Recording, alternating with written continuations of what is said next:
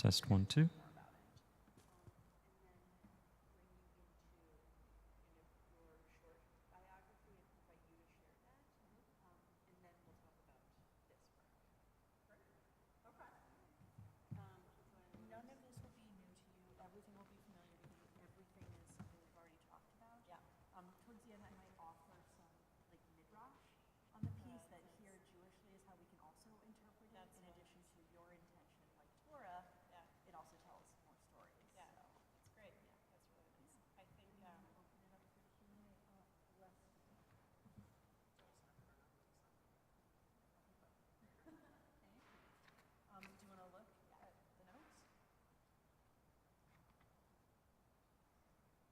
Just a heads up, I'll leave an extra mic just in case anything goes crazy. All right, so this is the mic that I will use. Yep. That's a lot of volume. Yeah, I can turn you down. Maybe I want this much. Maybe I want to be fully present. Yeah, okay. Let's turn me down. Is that how it's going to be? That's fine. So I can just do that. Okay. It's like, I'll probably. Perfect. Awesome. No, I'll invite people in the room for Q&A. And It's just live streaming, so there's no way to participate. right. Yeah, 100%. We got a snarky comment.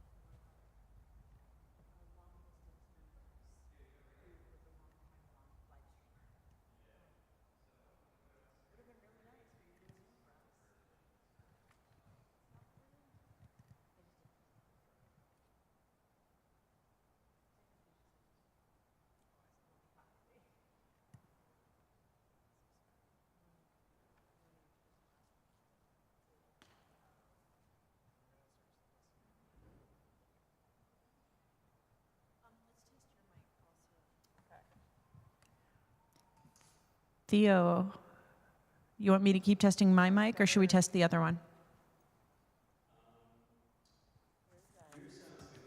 Okay, great.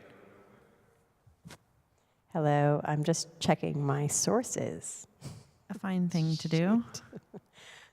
God, now that I have no memory, I must consult my external memory called Google? the That's what my iPhone. external memory is. Wait, no, my notes on iPhone. Is that all right? Am I done with Yeah. the microphone?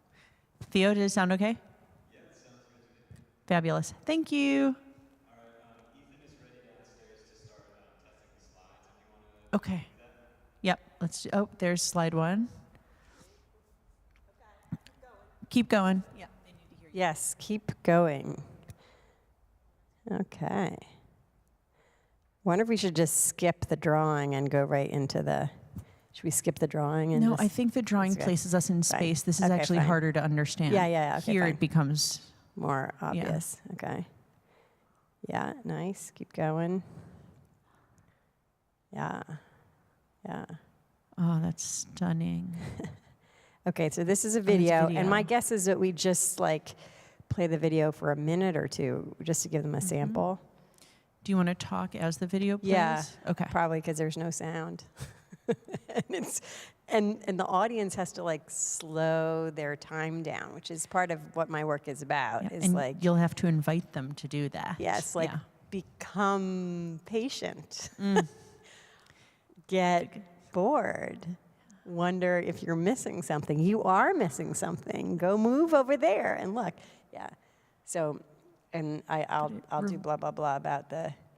But it piece. rewards the slowness. It definitely changes how you see Yeah. and how you perceive as well. Even just watching it, I think it changes how you think about space. Even though they are the ones who are shifting their bodies in space, it makes me think about how mine exists too. Yes. Yeah. We did the whole choreography, like shifting everything 90 degrees, obviously. So that flat was the new 3D. Vertical. Yeah, and it was actually impossible to do without filming it. Like, you could not tell. Usually you can tell choreography from the inside as well as from the outside, Yeah. and we couldn't. That's so interesting. So who's performing here? So I had 9 dancers. Okay. This is Sarah Witt, who's an artist and a dancer, and Sarah Bomert, who's a dancer, a longtime dancer, and I have some other. There's 12 of these squares, so as you can imagine, there's like, you can't get anything in the thing. So I think this is probably as far as we'd get, and then I'll ask you to go to the next slide. You'll get an idea. So this is a different piece. Yeah. Blah, blah, blah.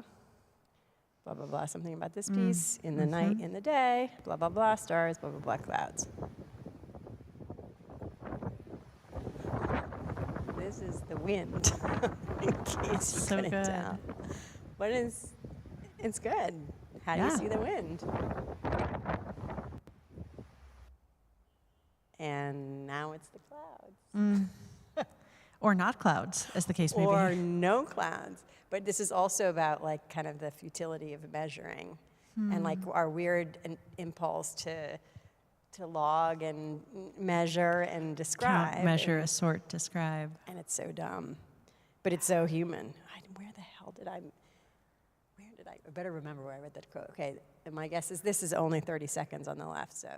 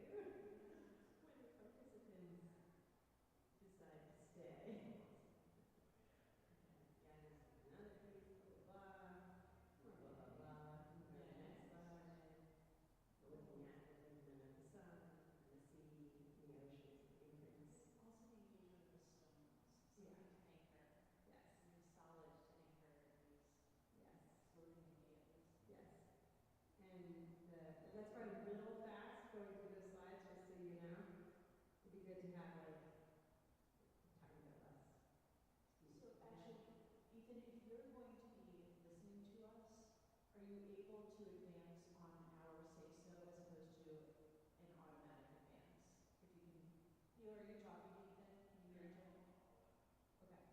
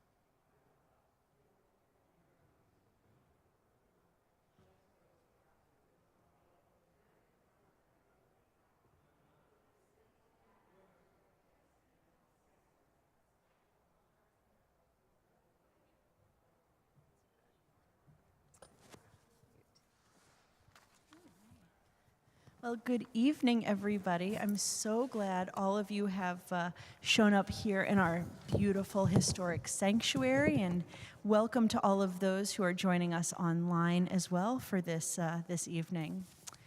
I'm Rabbi Sarah Berman. I'm the Director of Adult Education here at Central Synagogue. And we are gathered here tonight beneath this new transformative work of art that has really changed the nature of our sanctuary. It has been an honor to be a part of this process, this experience. Installation is a new direction for our arts programming here. As many of you well know, music is, pardon the pun, central to our identity here at Central Synagogue. And we've also brought other performing arts into this space, including the dance of Liz Lerman and Jonah Beaucaire in the last couple of years. This really feels like an extension of that kind of arts programming, this brand new installation here in our sanctuary. It is a pleasure to have Nell Breyer, a congregant, a longtime Central member and part of the extended Central family, to be the one to bring this beautiful installation to us. Where Lines Converge, the title of this work, it will be up until next summer here in this space. And if you aren't physically here with us tonight, anybody joining us online should know that you can visit this piece on Fridays when we have Shabbat services open to the public. And you are also very welcome to join us on Wednesdays at midday, starting on the 23rd of November, as a drop-in, reflective, meditative time that you can visit us. So, Where Lines Converge is part of, and also separate from, our year of Get Inspired, Get Connected, and Get Shabbat programming and prayer together. So we're here to learn from Nell what this piece means. What does it say to you? Where does it come from? So let us hear from the artist, from Nell Breyer. Nell, welcome. Thank you. Thank you, Sarah. Well, it's a great pleasure and an honor to be here with you, and thank you to the incredible Central Synagogue team, and thank you to all of you who came out and anyone on Zoom. It's really nice to have bodies in the space, and I'm very curious to hear from you what you feel the work means. And I hope this is an open conversation, and I think there will be some times for question and for exploring around the piece. So I'm a choreographer, and I view this installation as a gesture. I hope that it invites you to move through the space, to think about this more like a verb than a noun, and pretty much, I hope, as a lot of my work is interested in how we perceive movement and conceive of movement, invite you to think about your body in the space and how individually and collectively, we are in between, we receive the movement and we pass on the movement. We are constantly reimagining what our movement actually is and how that has a ripple effect around us. So I had the very daunting task of trying to figure out what on earth to add to this remarkable space. And I think Sarah will tell us a little bit about the Moorish architecture and the origins of that and its relationship to different strains of Judaism. But as you can see, it doesn't need much. So part of the idea was to use something extremely simple. So it's just string and brass plumb bobs, the kind of most simple tools, and as it turns out, some of the most ancient tools, hearkening back to Babylonian times, that we have to measure a straight vertical line in the space. So I decided to focus on that act of measuring and offer a kind of attempt, maybe a fallible human attempt at expressing and drawing out what the height of this building and beyond makes us feel. How you can imagine and also change your perceptions of where the activity in the space is. And that's one of the most complicated questions of this piece. How do you change where activity is? Most of us who have been in this sanctuary before think of the activity, of the action happening in really, I mean, I'll be generous with height, but 7 feet above the ground and below. I don't know if we have many 7-foot congregants, but just opening the possibility that we do. Most of what we do is centered down towards human height and human scale, but the sanctuary itself is so much more than that, and intentionally so. And so you've really opened up the space. And I think that, as you mentioned, music is such a big part. So part of the line of inquiry, yes, a gesture, but also thinking about how much music and the vibrations and the sound and the light and the air are actually a very central part of the experience here. And all that happens on the ground plane is amplified and made possible through what is happening above us. So that there is definitely an intended focus on making us reconsider the variations in the light and the color and the temperature and the sound and basically how everything moves. So Nell, take us back to the beginning. You became a practicing artist certainly by the time you were in college at Yale and studying painting. Can you bring us through what you studied, how you began to see the world, and how that brings you into movement-based art and physical movement-based choreography? Your two gigs. Right, exactly. I have somewhat of a meandering path. It seems very directed to me, but perhaps I'm the only one. I did study painting at Yale, and then I felt I would be a much better painter if I understood really how the brain worked, and not just a better painter, but really understood the mechanisms of perceiving movement. I've always painted movement. I've always been interested from a dance and a imagistic standpoint. And I read an article by Seymour Zecke back in 1992 in Scientific American saying that the visual cortex is organized by nerve populations that include color, dynamic form, and line. And I said, surprise, artists have known this for a long time, right? They use a color palette, they use drawing, and they use gesture or a stroke. I don't know why, scientists are so far behind artists, but needless to say, maybe I'll learn something more by going and studying neuroscience. So I did that for a while, very hard, quickly learning I was not a scientist. No offense to the scientists in the audience. And then moved back. I had the privilege of running a wonderful artist by the name of Sarah Z's studio, and I have had the great privilege of working with her on several of her pieces. And then had an opportunity to basically become an artist and I don't know what else at MIT for about a decade. So I had a chance to continue to work with scientists and engineers who think a lot about perception and develop tools and technologies to understand and make that accessible. And then also had a chance to develop my own work and collaborate with other artists and choreographers and dancers. So you've used some terms that I think really come together in both your artistic and choreographic practice, but also really we can see coming out in where lines converge in this installation right here. So you've used the words vision and space and perception and gesture. So vision, how we see space, the space that we are in, perception, so how we understand that space, and gesture, how we move through a space.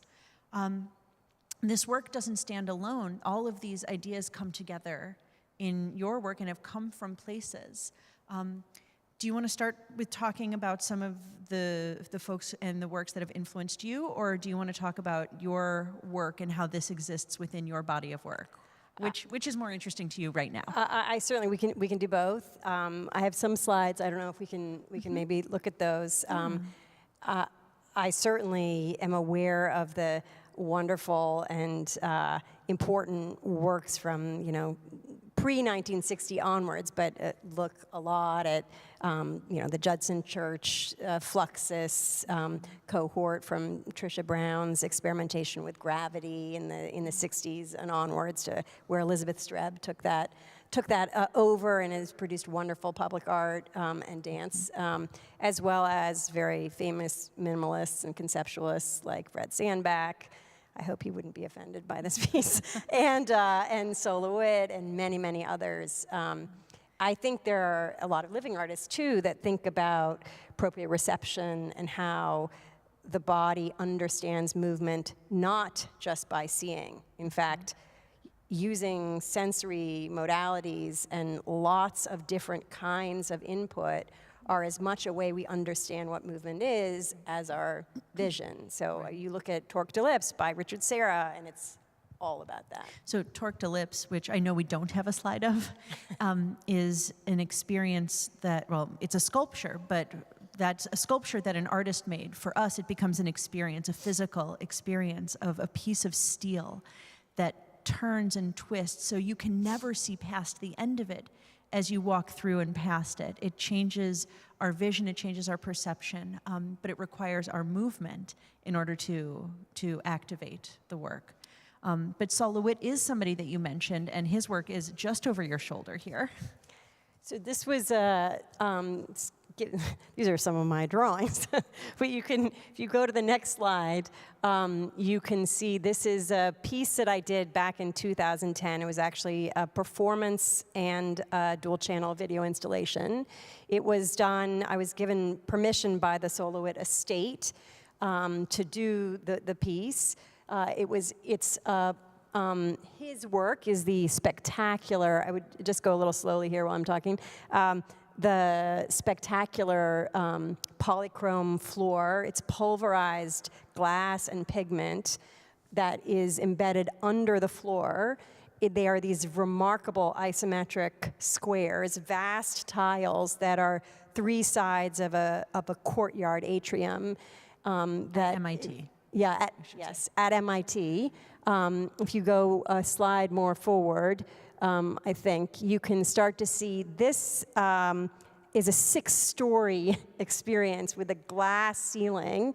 The physics building, the inner core of the building, is at its center, and it's surrounded on 3 sides, actually, by all the kinds of engineering departments. This space, as remarkable and kind of sanctuary-like as it is totally only discoverable by mistake. And if anyone knows the MIT campus, it's incredibly utilitarian and nowhere near this stunning. So it's already was like fascinating to me that in an engineer's environment, you would have such a remarkable kind of discovery of light and air and space. So the piece, if you move forward one slide, was an opportunity to invite people to meditate on the space. And so over the course of roughly an hour, audience members could travel anywhere from the 6th story all the way down to the floor. The piece unfolds quite slowly. We'll give you about a 2-minute version of what people had to experience, but responds to the collapsed 3 dimensions in 2 dimensions, and obviously the way that we can never take in full that 360-degree experience of the space that we live in the world. And so your movement allows you to capture fragments and reassemble them.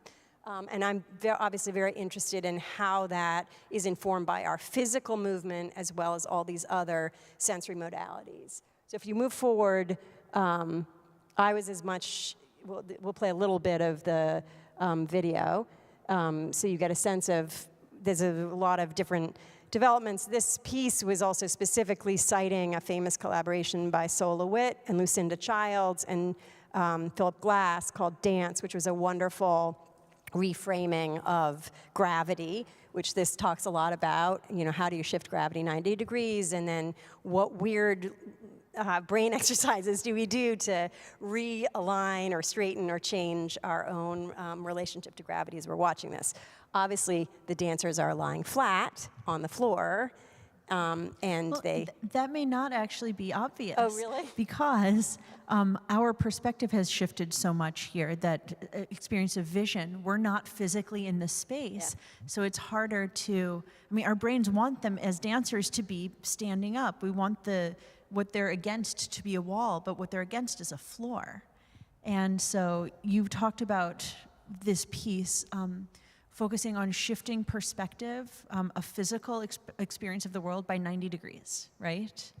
Yes. So obviously, not obviously, the viewers had to look down. They start the performance from a bird's eye view and end the performance from a worm's eye view, and are expected to collate that and respond to that. The dancers follow a progression of movements, both individually. So there's 12 of those squares, and as I mentioned, you can't ever see what's happening in all of them at the same time. You're choosing what not to view as well as what to view. And the collective movements which happen in different parts of this piece also change. Like, they move too fast for you to take it all in, and you have to respond in different ways. But to me, it's very interesting when things move too slowly to see as well as too quickly to see. Both ask you to use your imagination to fill in the gaps and to pay attention to the assumptions that we make to make a picture whole, right? Or to really understand and reassemble what our experience is. Someone has a question. We're going to actually hold questions for the end, but don't forget your question. We're going to, pardon?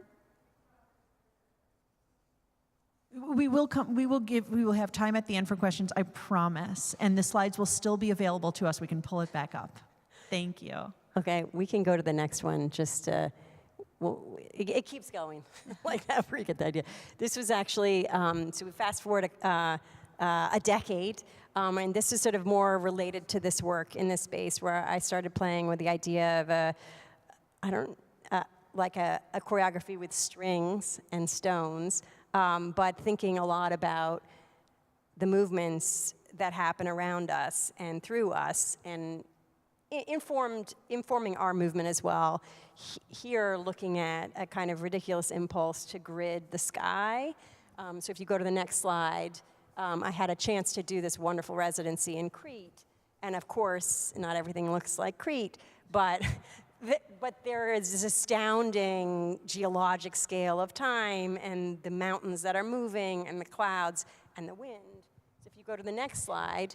I will say that the color in that last image with the dark sky and the kind of golden wall, it does remind me of our sanctuary. Yeah, yes, a little bit. So if you play this, you'll get a sense.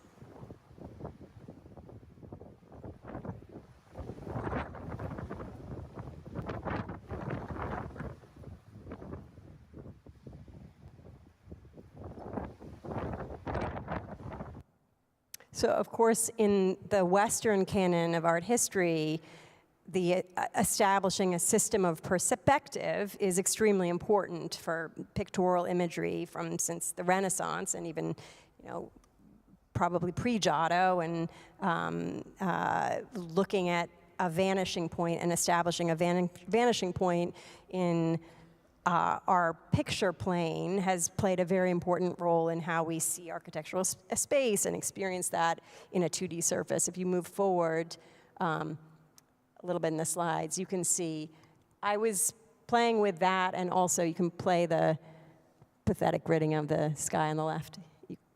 Playing with that notion, and also the idea of these time scales that are so much bigger and so much slower, yet still capture our attention, and our bodies still respond to those kinds of changes, and our attention can slow down enough to be able to take them in.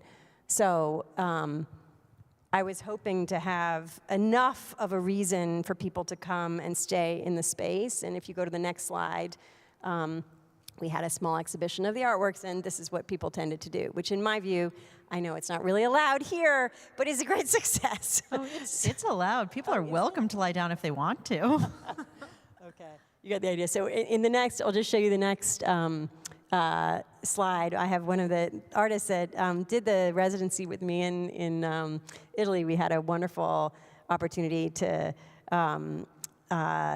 do a month-long research, individual artists from all over the world, supported by the Bogliasco Foundation. It's an incredible opportunity for any artists out there. And I did a small intervention among the other research I was doing that continued to play with this idea of vanishing points and responding to the elements. If you keep going to the next slide, which there are, a stunning seascape, remarkable sky and light and sunlight, but also these stones, which if you keep going to the next slide, all seem to have, to the next one, a really geologic time marked on their face. So if you go one last slide over, oh, no, you can see the idea of this. But these markings, that's the one. These markings are everywhere in that, I'm not sure why, but that kind of calcification that looks like God went in and scribbled on the stones was something that I was very interested in. That, of course, it looks like a perfect, all on purpose, I don't know what, orchestration of time. So maybe we can just move to the slides here and invite people Sure. to explore the space a little bit. Absolutely. So as the slide stays up on the screen, and for those who are joining us virtually, you'll get to continue looking at these slides. If we can cycle through them very slowly, we're going to give the folks in this space a couple of minutes just to walk around the space and think about vision and perception and gesture. Think about how your body activates this work, how it becomes a part of this work. Think about how this work, how lines converge, where lines converge, how it affects your experience of this space, and maybe how it speaks to you. So we'll just take a couple of minutes and invite people to walk around. Can they go up to the second floor or not? I mean, if you are a very quick person, yeah, absolutely, you are very welcome to go up to the side aisle. Not the, sadly, not the organ loft, but to the side aisle as well. So we'll take just a couple of minutes in, it may be uncomfortable feeling, but in silence, just to experience this work. I recommend, without blinding yourself, to go under at least one of the oculi, just to see how the lines converge or burst.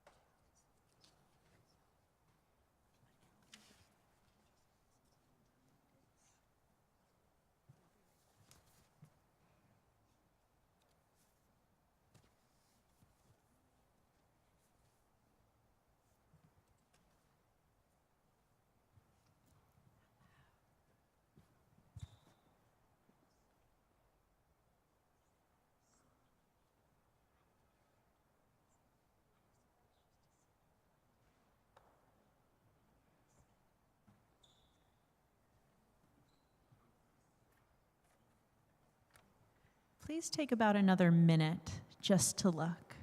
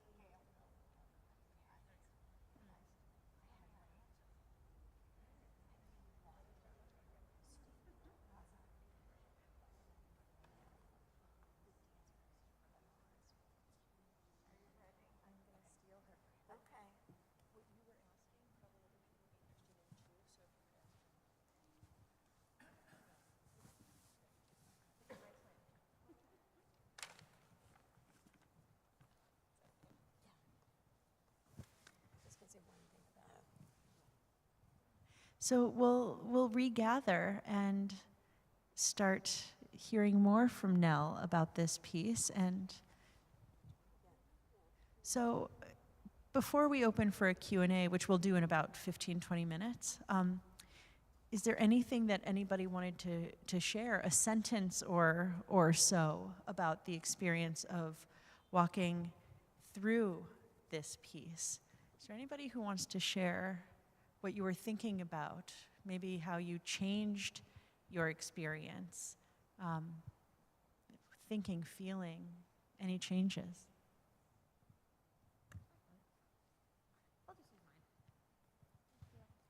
Hi, just that looking straight up from underneath one of the circles. A little bit closer.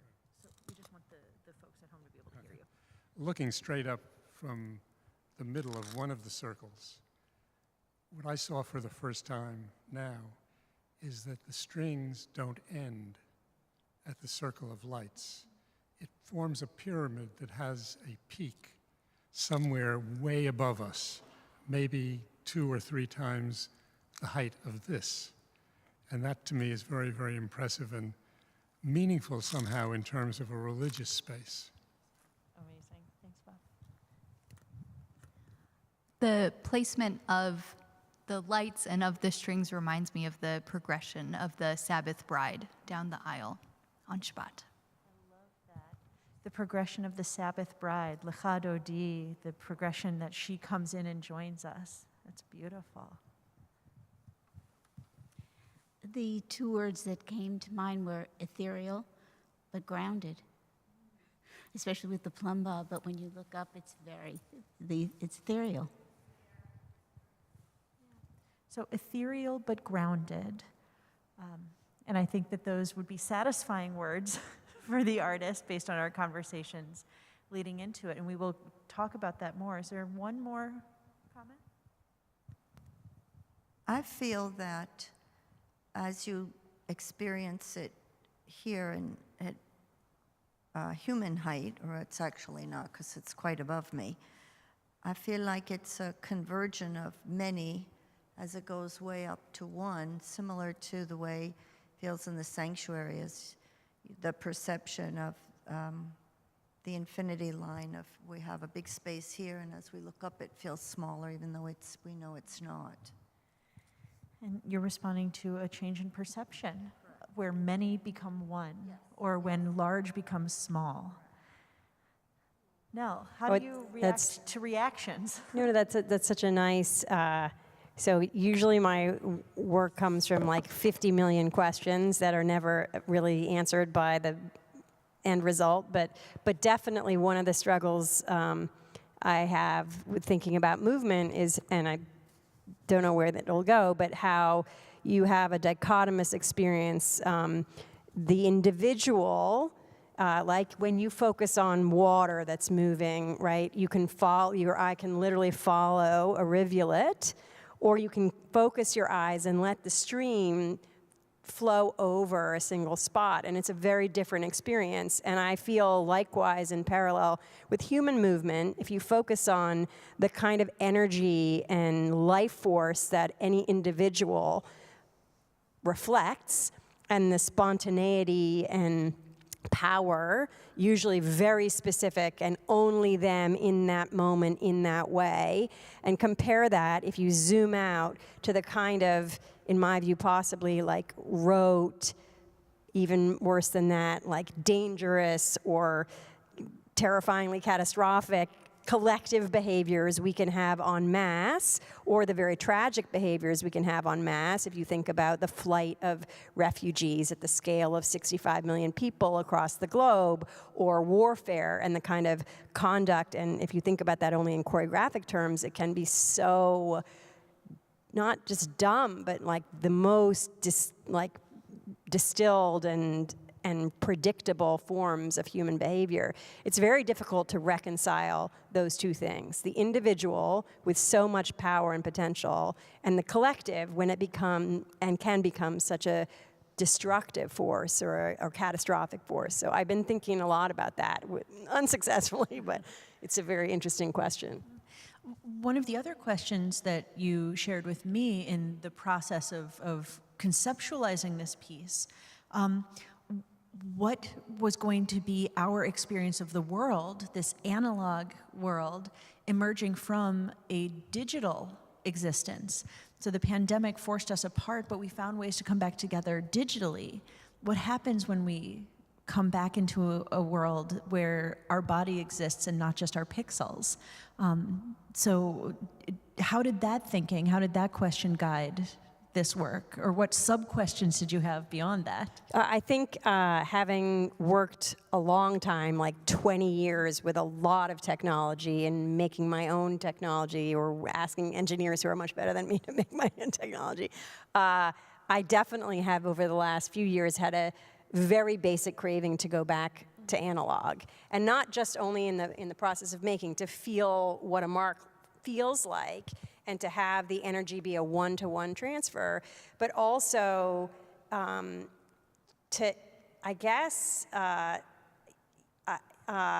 don't know, choose like the simplest material, string, stones, charcoal, paper, to see if in a much more direct way our energy and an idea can go from one, from my mind into space and then have a direct response. I think the mediation that happens for me in the digital world just was no longer satisfying.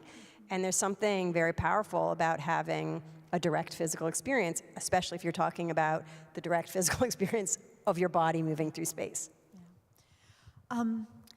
The stones that you used in your piece in Italy, looking at them, it really made me think that they were bearing the marks of their history in a way that our bodies do as well. And when you first suggested this piece, each of the strings was anchored by a stone that carried those kinds of marks of time and of place and of change.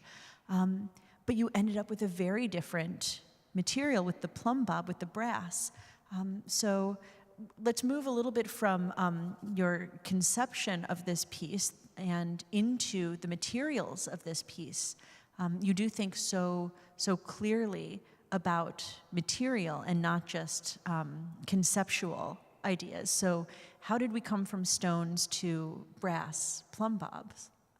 Mainly the stones didn't work when they weren't doing something. So I think the reason they have worked in these other experiments were that they were really anchoring actively. And I wanted to retain this idea of an action in the space because I'm not a sculptor and I'm not trying to present an object that has value. I'm trying to bring you into an experience that feels active. And I think one of the things I really found surprising in the work is that there's a dual, the strings seem to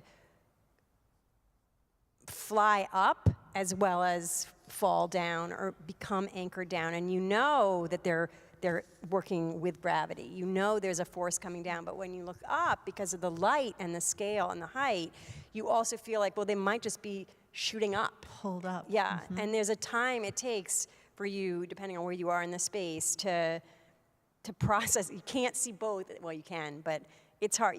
You move to see it all. And I also tried to think about that in the sort of circular. They form a circle because it's responding to the oculus, but the way the brass, these perhaps somewhat wonky, but circles that are falling apart and coming together ended up being made was a manual measurement, a wingspan of my awesome assistant, who basically manually measured a height and was incapable of repeating it, even though to him, he was trying to do the same action again and again.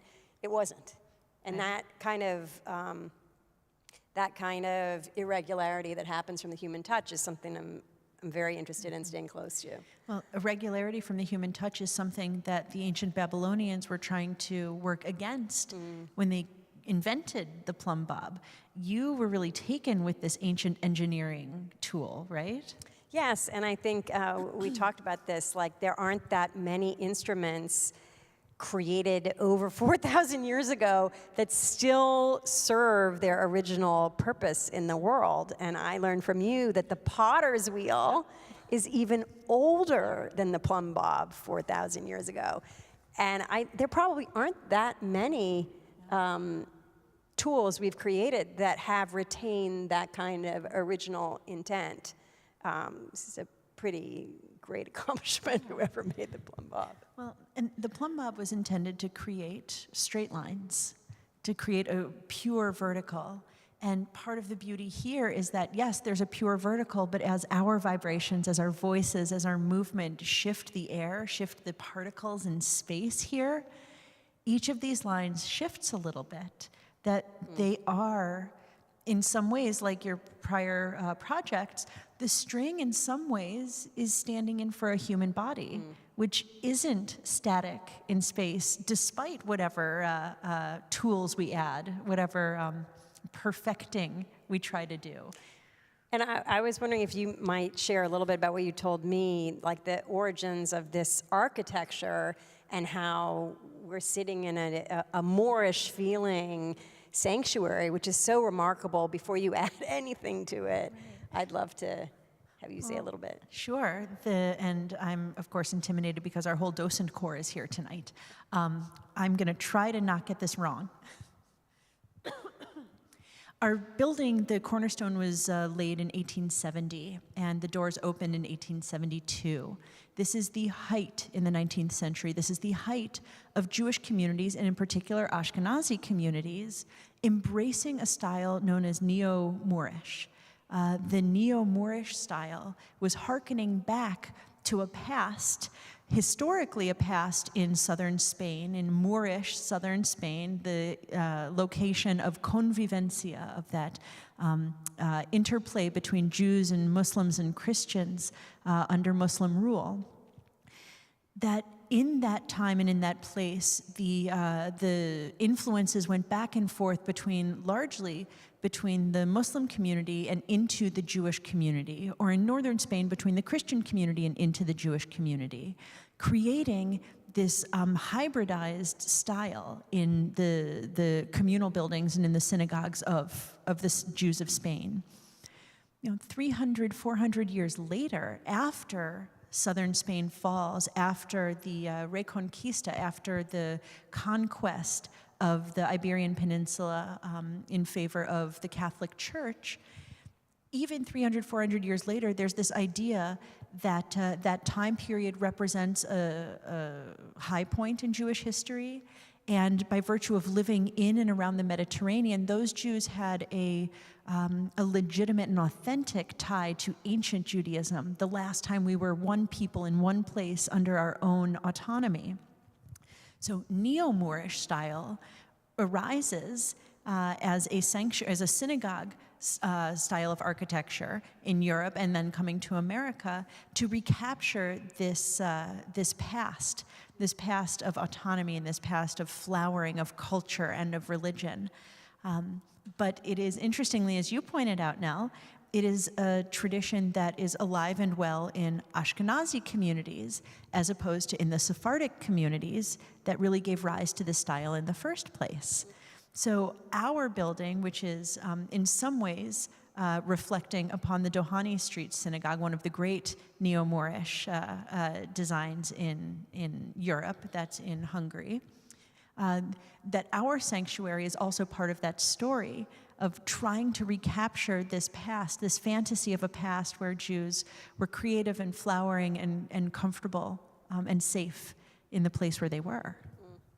That's beautiful.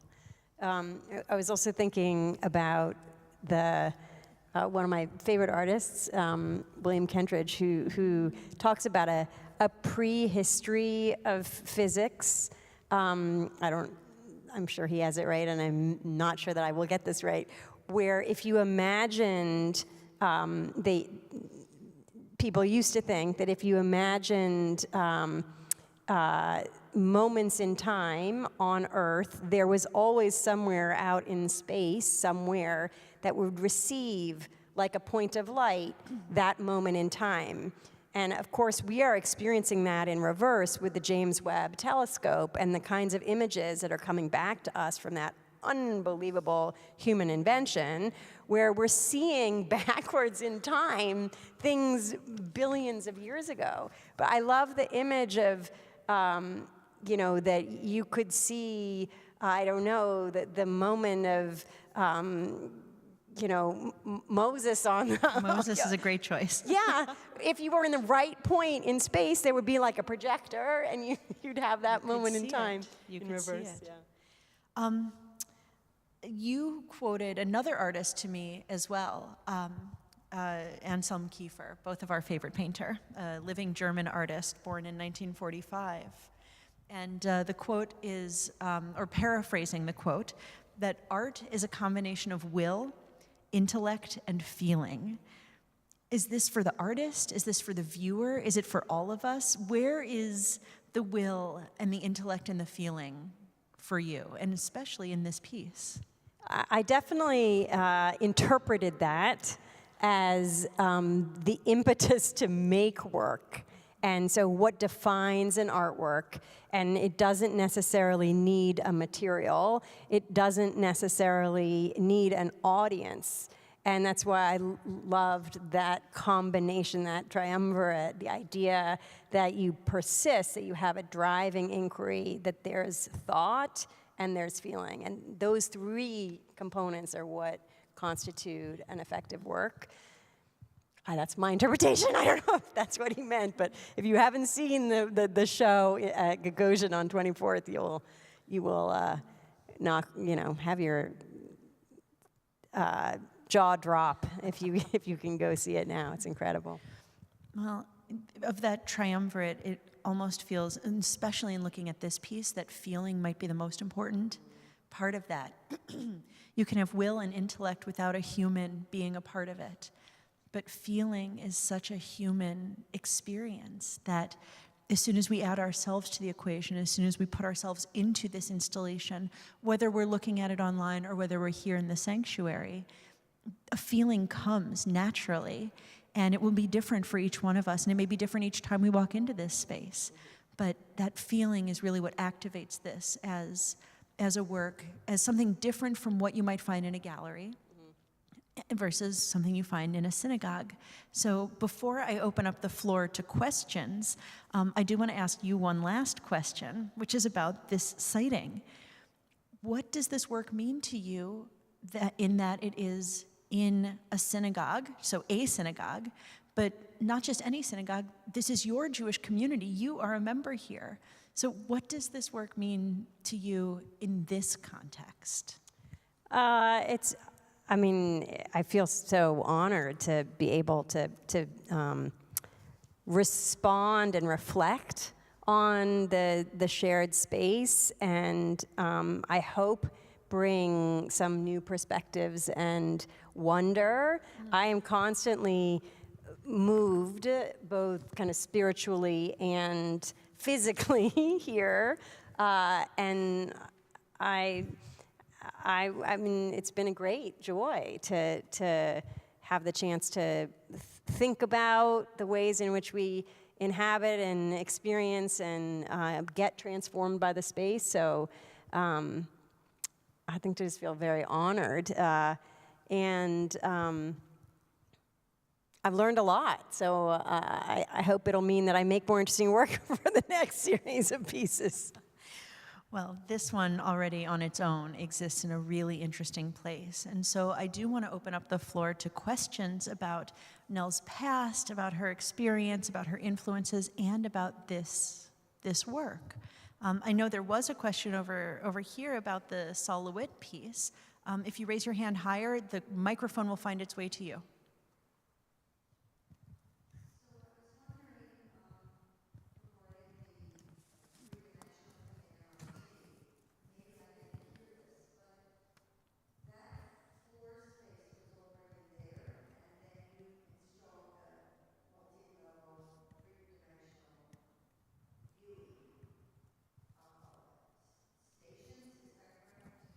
So I created a piece for the floor. It was already there. What's interesting about that work, it was his last commission. He actually died before he saw it installed. It was installed in 2007, and I made this performance in 2010 and was reperformed in 2011. It was also a dual-channel video installation that was installed in a gallery in Boston and has been shown subsequently. And the configuration of the architecture, I did not have any responsibility for. It is very astounding and is there, and you can see it, as can members of the public. What I did was construct the way in which the audience was able to see the piece over time. Right, but the pieces themselves are permanent in that floor space. Okay, that's what I thought, but I just wanted to clarify. It's really very interesting, and I like the dance integration movement. It's quite astounding. Congratulations on that. And just another question just about this installation, because we were talking about the fact that plumb bobs have been around for, I don't know, 1 million years. And what's interesting is that you chose them here in brass, where very traditionally in construction, I'm sure we've all seen them, they're generally lead. And was the choice for brass to complement the sanctuary space, or was it just some other design element, or kind of what moved you to that direction? Because I find it so integral in the space, it's almost as if it would change the experience, but if all of them were raised up a little bit, they could just be permanent here, because it just fills the space. And it's complements and integral, and at the same time, visually pleasing. Great question. Thank you. So there definitely are a lot of different materials that plumb bobs are made of. I looked at copper ones, I looked at steel ones, I looked at lead ones, I looked at brass ones. I did a lot of experimentation. As you heard, all of this started out as stones, which got tossed out the window. That did not work. I also changed these plumb bobs, believe it or not. They had like a black leather point on the ends of them, and I removed them, and I've actually whatever, you don't need to know all the details, but I thought a lot about this space in particular, and this is not a Jeff Koons puppy in the middle of the aisle. It wasn't intended to draw attention to itself, but it was intended to create the sense of, the way bees swarm, or the way starlings, do that amazing murmuring. Like you can see movement in invisible ways and feel that. So a little bit it was trying to do that. So absolutely what you're saying. I was aware of the echoing, and that it should have a combination of echoing, but not trying to be this level of ornament that is so astounding around us. It complements the space. I think you're exactly right. Any other great question over here? Hi. First, I wasn't here when you asked for comments. To me, this structure is very inspiring, kind of like looking up to heaven, to God. My question is this. I noticed that there are 10 of each. What does the number 10 mean to you? So they are actually running through the 10-pointed star, which you may or may not be able to see, is the iron frame that holds that's the center of each of these oculi. So we literally tried to respond to the existing architecture and use that 10-pointed star as the framework for the circular cascade of strings that fall down. So, and I will add to that, because one of the great traditions in Judaism is having the text, having the original information, and then making up your own interpretations as we go. So there are 7 oculi in this ceiling, 7 being one of the symbols of completeness, one of the numbers of completeness. There are 7 days in the week. in Jewishness, in Judaism. And each star is a 10-pointed star. 10 is another symbol of completeness, referring to the 10 Commandments. So if you take those 7 and you take those 10, that means there are 70 lines, 70 plumb bobs, and 70 is traditionally the number associated with all of the different versions of Torah. 70 not being a specific number, but 70 standing in for infinity. There are 70 faces of Torah because there are infinite numbers of Torah. So there are 70 of the lines. That is one of my interpretations, but here's another one that I love and can't wait to share with you from Amy Goldberger, one of our chairs of our docents. If you add 7 to 10, you have 17. But if you add yourself, you get the number of life, you get 18. So putting ourselves into the experience, into the equation, we get another one of our magic numbers. How's that for a drosh?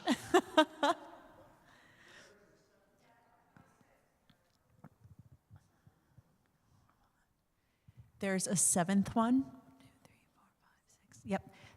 So the 7th is actually hidden. There are 3 stained glass windows right above the ark. So there aren't, so I guess there are 60. There are 60 lines coming down, but the potential for 70. Yeah. All right, so we have another question towards the back.